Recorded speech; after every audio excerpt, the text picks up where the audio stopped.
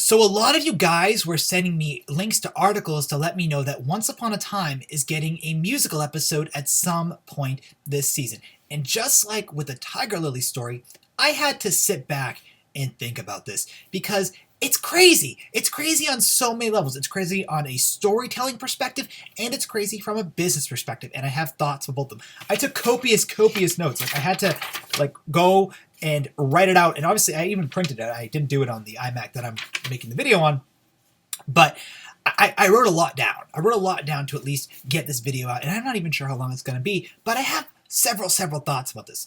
So just from a storytelling perspective, it's crazy because it really breaks the mold of the show. Ever since Once Upon a Time's inception, it's essentially been fairy tale characters in real life dealing with real world problems, being relatable and connecting to the normal, everyday, average Joe, such as you and I.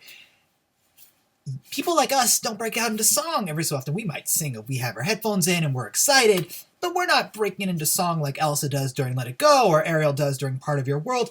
It doesn't make a lot of sense just from the way the story of Once Upon a Time is constructed to have a musical episode. And I think from a storytelling perspective, because I really feel that Season 6 has been a lot darker than Season 5, even though Season 5 was the origin of the dark one, it's going to be really hard to have a musical episode that doesn't essentially divert or pause the overarching storyline of Season 6 that we have construed, which is essentially Emma's death. So, why is it happening? And I think it's happening from a business perspective, but I'm going to get into that in a minute, because for those of you who are fans of Arrow, Flash, and Supergirl, you know that Supergirl and Flash are getting a musical crossover this year, and we're going to be talking about Once Upon a Time versus Arrow versus Supergirl and Flash in a minute. But according to the article, Jennifer Morrison said the entire cast is musically inclined, and I thought to myself, where's the proof of that? I've never heard Josh Dallas or Jennifer Goodwin sing. I've heard them hum. I mean, I've heard Jennifer Goodwin hum on the show many times, but I've never heard her sing. I've never heard Lana Parrilla sing. I've never seen any of these cast members say, "Oh, we produce music or we sing songs." And now they could sing, but I could say I have a great voice and want to sing. I don't. I know I don't have a great voice, and I don't like to sing because I'm not good at it. But at the same time, why would she ever say, she being Jennifer, ever say that she has a bad singing voice? Because this is probably something that she wants to do because this is a Disney show. And they have tons of songs to pick from. Now, Jennifer Morrison's Emma, she's an original character Once Upon a Time, and a lot of us love Emma because she's Emma. So she's the only character that I could see really getting an original song. But other characters such as Snow White and Prince Charming, they could do covers of the songs from the movie. If Tinkerbell and Ariel on the show, they could do Part of Your World. Ariel Tinkerbell, I don't think, sings in Peter Pan, but she could do something. There are plenty of Disney songs that plenty of Disney characters on the show could sing. But as I said, Jennifer would be the only one, in my opinion, to get an original song, possibly a duet with Hook. If I had to give them a cover, I would give Emma and Hook I See the Light from Tangled, because a lot of people are saying that because we're never going to get a Tangled arc at this point, they're saying that Emma and Hook are essentially Rapunzel and Flynn. Well, there's your proof that they sing I See the Light, that they are the true Rapunzel and Flynn writer. So, as I said, a musical episode could very much halt the show's story progression. It seems kind of weird. And again, none of these actors seem to be musically talented. Like, I've just never seen any proof of it. And I'm not saying they can't sing, I just have yet to see it. And when I see the episode air, I will probably love it. I will probably think it's one of the best episodes of Once Upon a Time ever because it'll be fun, it'll be different. But at the same time, it's not what I'm used to. By the way, sorry the lighting keeps changing. So I think story perspective, it's weird. And I also really feel because we haven't heard about Season 7, and on the CW, they know they're getting Supergirl, Flash, and Arrow, Season 3 for Supergirl, Season 4 for Flash, Season 6 for Arrow. They know their shows are all renewed, but because Once Upon a Time hasn't been renewed for Season 7, I really feel that the writers, even if the show does get renewed, and it's very possible it will, I really feel that the showrunners are kind of throwing everything they can at the audience, being like, well, we have a musical idea, we have the Disney characters, so why not do music now? Because, it's really not what we wanted to do, but the show might end, so why not throw it out there? Kind of like an all or nothing, throw everything in before we have to go. So I think it's a cool idea. I really do think it's a cool idea, but I think also story-wise, it's messy. It's messy in that perspective. However, I know it's a tip. It's a little late for them, but at the same time, I would say, you know, if you had to do a musical episode, why wouldn't you do it during the Frozen arc when Let It Go was extremely popular and everyone had Let It Go fever? I still know all the words to Let It Go, don't get me wrong, but I would have to say I think Let It Go would have been a fantastic number to see live on Once Upon a Time. Kristen Bell, if Kristen Bell was cast as Elsa, Kristen Bell singing Let It Go would have been hugely popular. Like that would have been a huge like success of the show. Like I think it would have caused the show to double its fame.